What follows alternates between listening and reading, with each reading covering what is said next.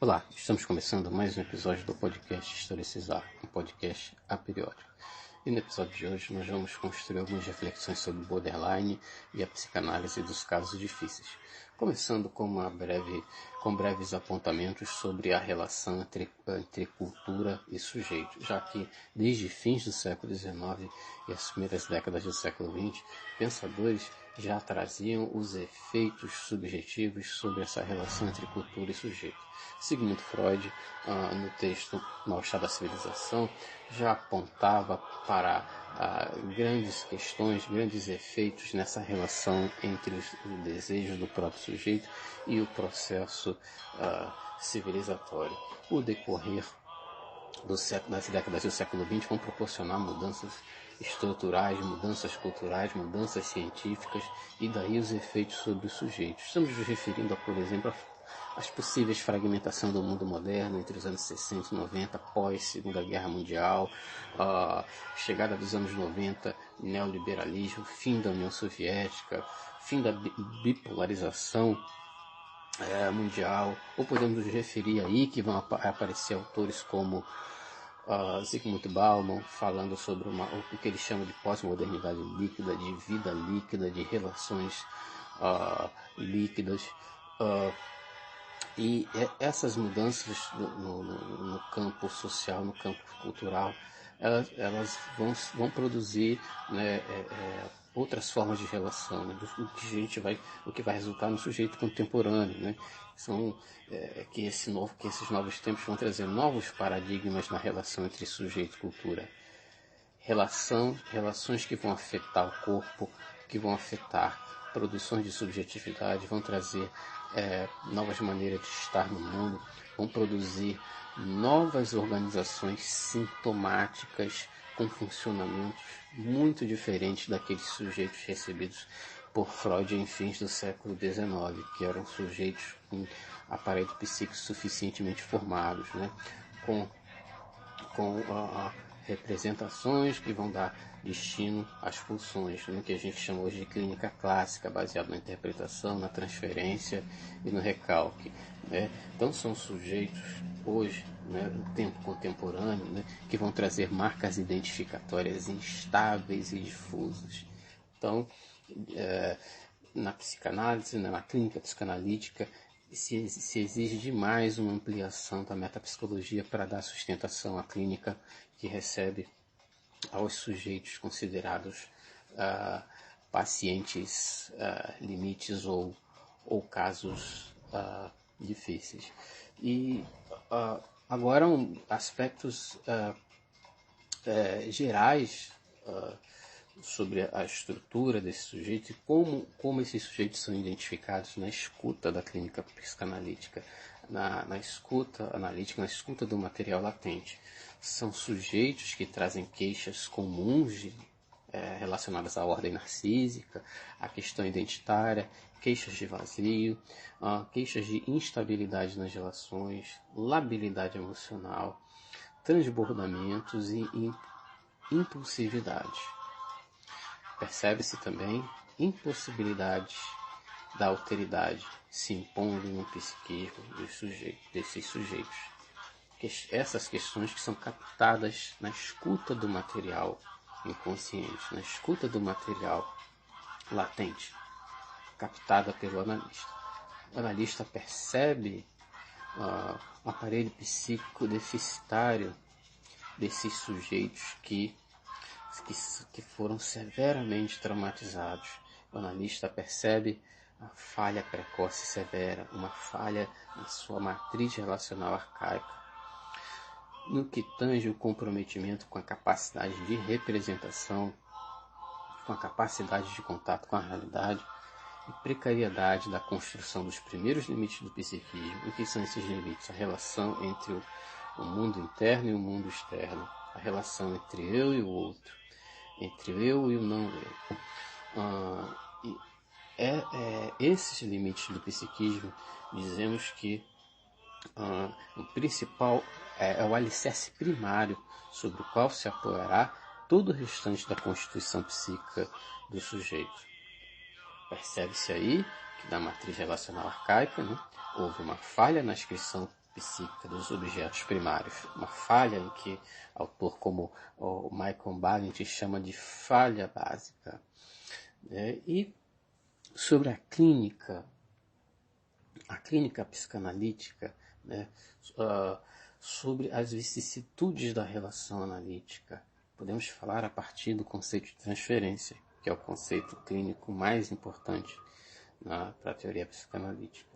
O analista, já que a transferência é o motor do processo analítico, se a transferência não se desenvolver, a análise fica difícil.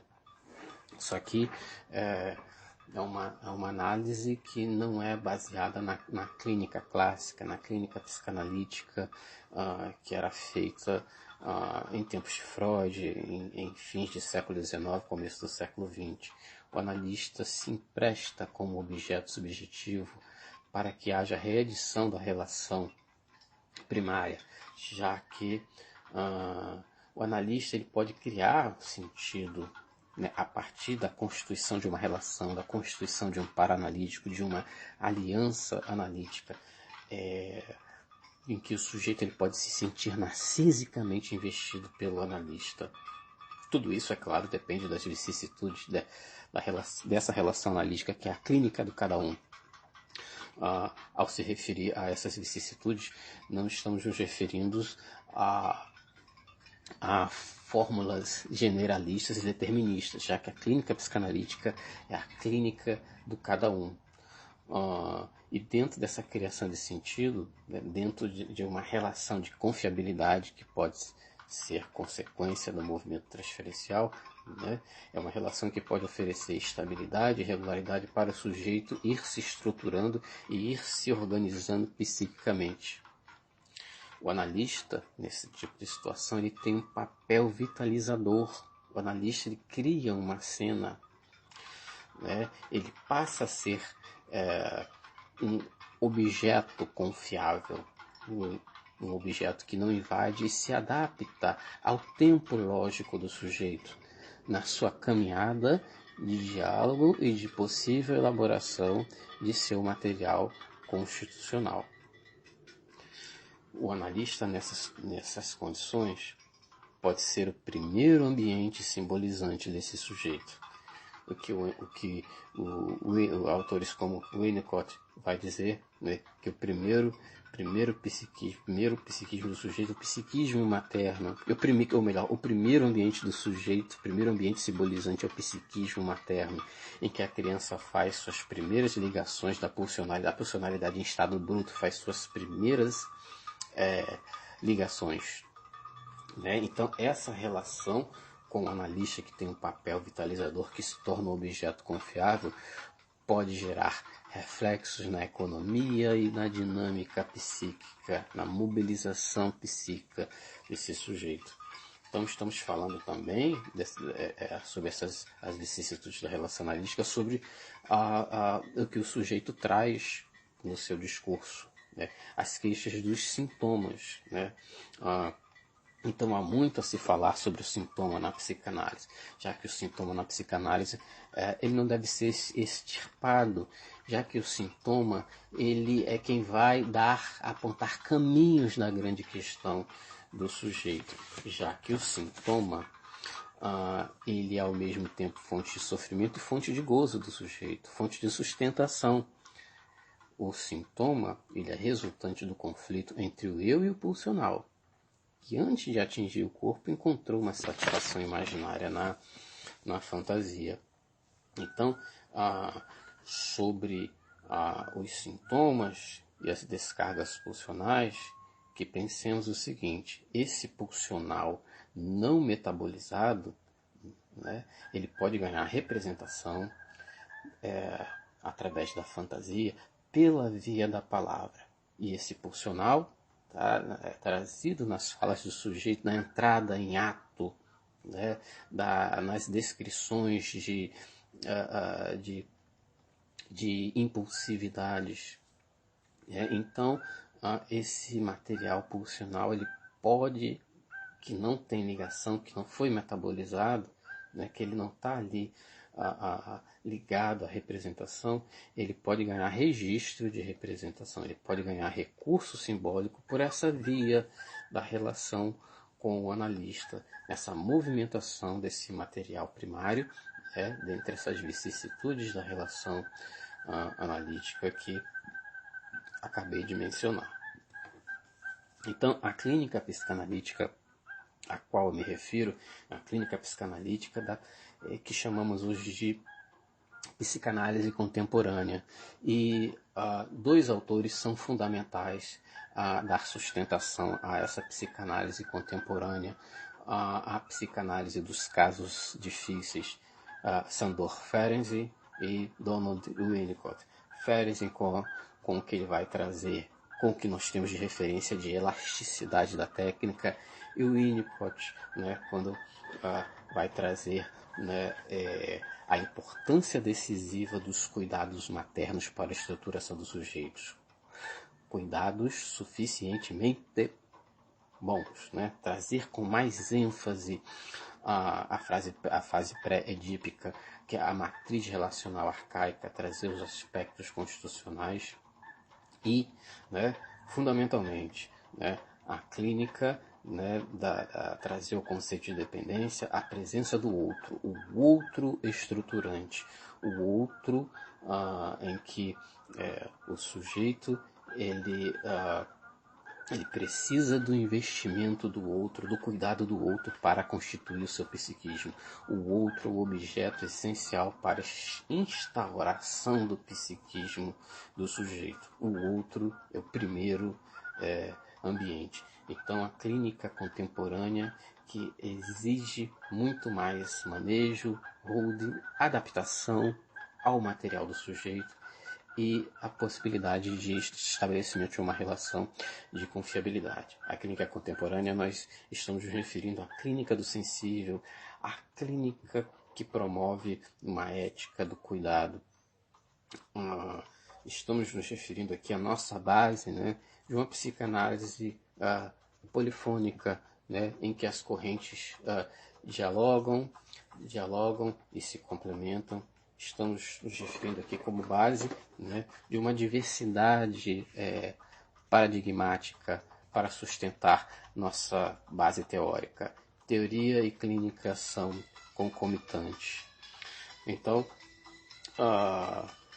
a literatura sobre o tema na psicanálise contemporânea é vastíssima. A literatura que se refere a pacientes limites ou a não neuróticos. Então nós temos autores aqui como Luiz Cláudio Figueiredo, Daniel Cooperman, Gilberto Safra, Décio Gurfinkel, Marião Minerva, Flávio Ferraz, o Sérgio Gomes. Dentre esses autores, esses alguns que eu citei, eles fazem parte dessa psicanálise polifônica, fazem parte dessa diversidade paradigmática, e vários desses autores eles têm como base esses dois autores que eu acabei de citar, o Ferenczi e o Winnicott. Então, não é possível mencionar esse tema sem adentrarmos esse lugar cultural que chega à clínica através dos sujeitos.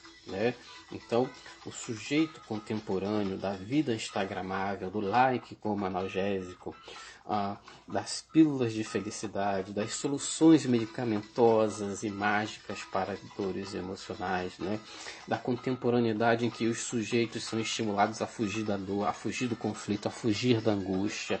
Isso, claro, tem reflexo no modus operandi do sujeito contemporâneo. Bom, ao fundo, o LP Baiafro, de 1978, do pesquisador Djalma Correia. Um LP raríssimo de Djalma Correia. Quem assistiu o vídeo do grupo Os Doces Bárbaros, de 1976, do grande show de Bethânia Gal e Gil, vai ver lá um sujeito genial na percussão desse disco. Então, o disco Baiafro é uma importante pesquisa sobre a música negra feita no Brasil. ao longo dos séculos. A todos que nos ouvem, um abraço e até o próximo episódio.